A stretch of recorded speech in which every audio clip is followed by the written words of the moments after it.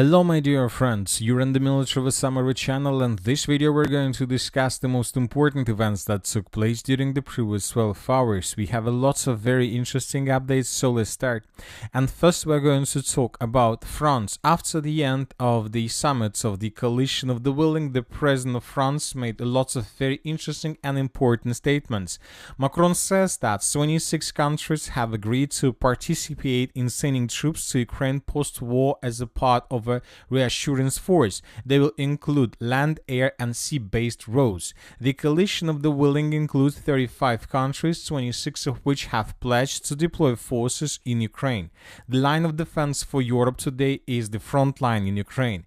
The reassurance force deployed in Ukraine post-war will be made up of at least 25,000–30,000 soldiers from 26 members of the coalition of the willing.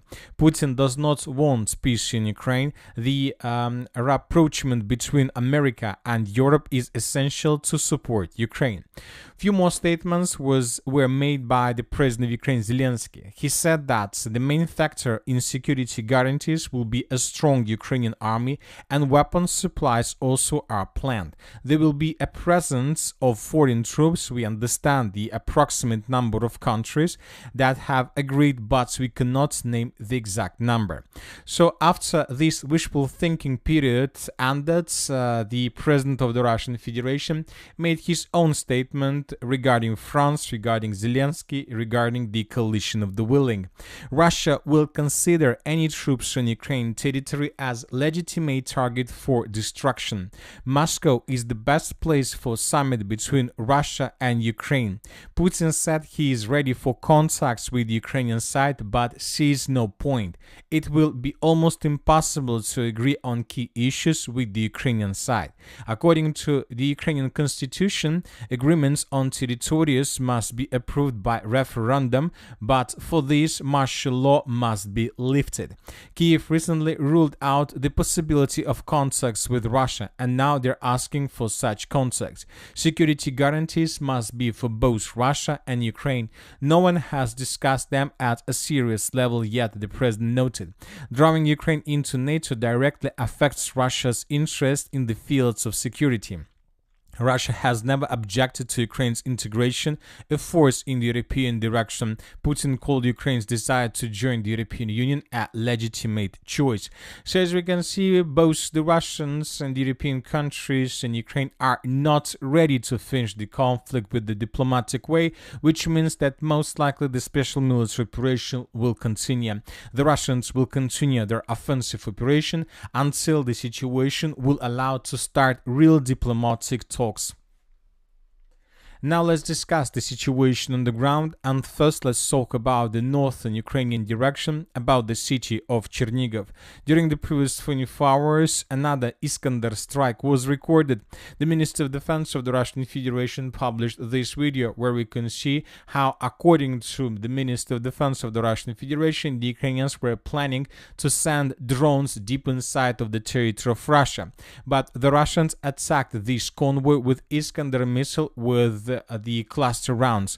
Later, Ukrainian sources reported that these vehicles didn't belong to the Ukrainian armed forces, and these vehicles belonged to volunteers who were planning to clear the area around the border from mines. So two completely different positions, very interesting situation.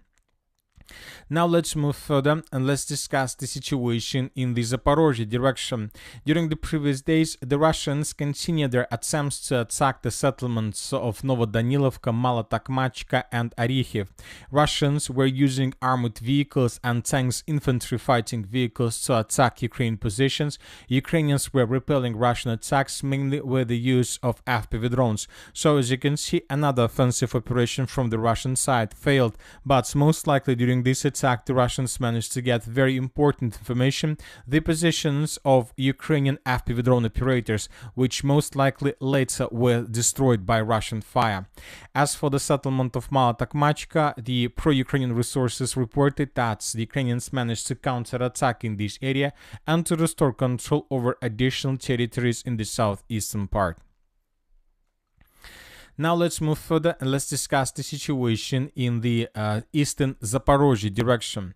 During the previous 24 hours, several changes on the ground were recorded. Neutral mappers reported that the Russians continue advancing further in the western direction, and as a result of clashes, the Russians managed to maintain the lines between the settlements of Kamyshyvaha and Vorona. Now we see that the Russians are getting closer and closer to the next city in this line of attack, the village of Ternova. At the same time, the Russians are bombing and attacking Ukrainian positions along the main defense belt in this area. Ukrainians suffer huge losses. The Russians are moving further and further and further. At the same time, several pro-Russian resources and the Minister of Defense of the Russian Federation claimed that positions of the armored forces of Ukraine along the border between Donetsk and Dnipro region were taken by the Russians, and several pro-Russian resources adjusted their map accordingly. So according to information we have, according to the report of the Minister of Defense of the Russian Federation that was reported yesterday, the armored force of Russian army managed to take under complete control positions, towns, villages and territories in the area of the responsibility of the Group of Forces East. We are talking about, first of all, the village of Tolstoy, the village of Zelený Gai and the village of Andreevka-Klivtsova. Once again, several pro-Russian resources colored this territory in Russian favor. As of now, we decided to keep this area as is because we haven't received anything that can confirm Russian counterattack and that the Russians managed to restore control over these territories they lost during the Ukrainian counteroffensive operation that took place several days ago. If Russians indeed secure this area, obviously sooner or later we will start receiving updates further deep inside of the territory of Donetsk, of Dnipro region. Now let's discuss the situation in the Pokrovsk agglomeration. One thing is clear, currently there are very heavy clashes for this territory. Both the Russians and the Ukrainians are attacking each other with the purpose to improve their positions. As for the western part of the Pokrovsk direction, during the previous 48 hours, the Russians managed to improve their positions significantly in the western direction. The Russians entered the village of Molodetska and the Russians managed to secure completely the settlement of Udachna.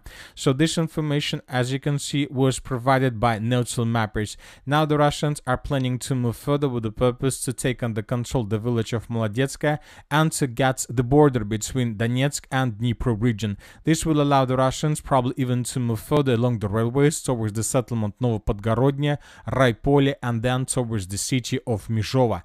The Russians may use these roads of attack with the purpose to outflank the settlement of Novopavlovka and to cut the Ukrainian in Cauldron. As for the city of Pokrovsk, during the previous 24 hours, additional changes on the ground were recorded. The Russians managed to dig in deeper and dig in this deeper significantly in the southwestern, the southern, and in the central parts of the city of Pokrovsk. Lots of very important and strategical positions were taken by the Russians in the central part of the city. At the same time, according to the map and according to position of different buildings and constructions, we see that the Russians currently are being blocked by multi-storage buildings in the central part. As you can see, the front line goes exactly along the border between, let's say, low-rise buildings and high-rise buildings. The same story is taking place in the northern parts of Russian breakthrough, and the same thing is taking place in the southern part. So as you can see, the Russians are blocked by the multi-storage buildings along the line between the southern and the central part of the city, which means that most likely the Russians will not try to attack these buildings because they can suffer huge losses during this offensive operation. Very high chances that from this very moment the Russians can change their vector of offensive operation and they may try to establish complete control, first of all, over the western part of the city of Pokrovsk. We're talking about this territory that goes along the railways of the city and M30 road. So something like this, the Russians can be tasked to take under control in coming days or even weeks. This is very important and interesting possible offensive operation because if Russians are able to get as close as possible to the interjections of roads of M30 and N32, so we're talking about this area, if Russians are able to establish complete control over this territory, this can lead to complete collapse of Ukrainian logistics, because the news around Ukrainian main logistic roads would be tightened. Ukrainians will be left just one line for support. We're talking about this yellow line that goes from the central part of the Pokrovsk agglomeration in the direction of the settlement of Grushino. Furthermore, this road, as you can see, goes along fields under the open air, and obviously the Russians will be able to establish complete FPV drone control. So it seems that we're not going to see the full battle, the entire battle for the city of Pokrovsk. The Russians will try to take strategical positions, and this is going to be over for Ukrainian side. As for the northeastern part, the Ukrainians continue their counter-offensive operation because they understand what exactly the Russians are doing right now in the southwestern part. Once again, they're trying to shorten the distance to this Olympiyskaya Street. So that is why it is very important for the Ukrainians to unblock the road that goes from the city of Pokrovsk further in the direction of Rodinska, Belitska, and then Dobropolye. For these purposes, Ukrainians are counter-attacking without counting losses. And during the previous 24 hours, additional underground changes were recorded. This is the map by the end of the 4th of September. This is the map by the beginning of the 5th of September. Pro-Ukraine Resources published a video from the area of the settlement by the name of Zatishak. A long video published by the 425th Separate Assault Regiment, how Ukrainians were counterattacking in this area and how they managed to capture Russian soldiers at several positions. So there are 3 positions were recorded where Russians were captured: to the west of the city, to the northeast, and to the southeast. As of now, we don't know for sure whether the Ukrainians managed to secure the village of Zatishak completely, but obviously this is what the Ukrainians are trying to do right now. Starting of the 5th of September of 2025, we got lots of reports that Ukrainians began counter-offensive operation from the villages of Vladimirovka and Shakhova in the southern direction, with the purpose to restore control over the villages of Vladimirovka, Pankovka, Mayak completely, and to attack Russians in the area of Boykovka, Novotoretska. Ukrainians currently are carrying out very powerful counterattacks. It's very important one. Once again, if they restore control over this territory, then the Ukrainians will be able to start breathing with fresh air when talking about the entire Pokrovsk agglomeration. As for the eastern flank of the Pokrovsk Mirnograd agglomerations, during the previous 24 hours, we restore control over the Mirnogradskaya mine under Russian control, and several pro-Russian resources adjusted the map to the east of the city. But as you can see, without anything that can prove all these things. Now let's move further and let's discuss the situation in the Liman-Siversk direction. The Russians continue their offensive operation. Several counterattacks carried out by the Ukrainians were recorded to the northeast of the city of Siversk. The Ukrainians counterattacked and restored control over some positions. Furthermore, the Ukrainians continue their counterattacks in the area of the village of Redkadub. As a result of counterattack, the Ukrainians once again managed to enter its central part. In this video, we can see how Ukrainians of 3rd Assault Brigade were securing the farms of the village of Redkadub. Here we can see lots of episodes, and based on this video we readjusted the map once again. So we see that there are still very heavy clashes.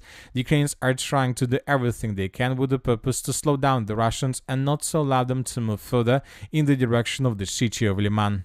And that's it for today. For the short video, Military Summary channel reminds to condemn any violence in the world. Thank you for watching, subscribe to my channel, put your likes, join my Patreon, and have a good day. Bye bye.